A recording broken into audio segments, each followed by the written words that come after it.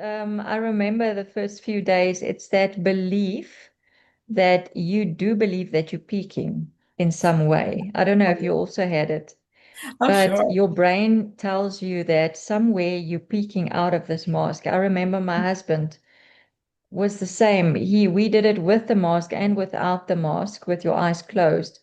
And Mhm. I remember when he had his eyes closed, he told me, "No, but I'm peeking." And I said, "No, but you're not. I can see your eyes, they're closed."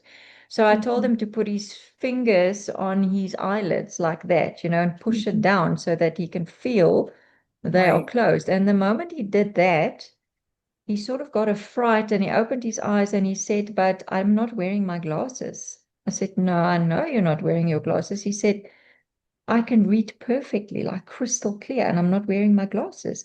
I said, "I Mhm. know, it's because you're not using your eyes. So you're not peeking."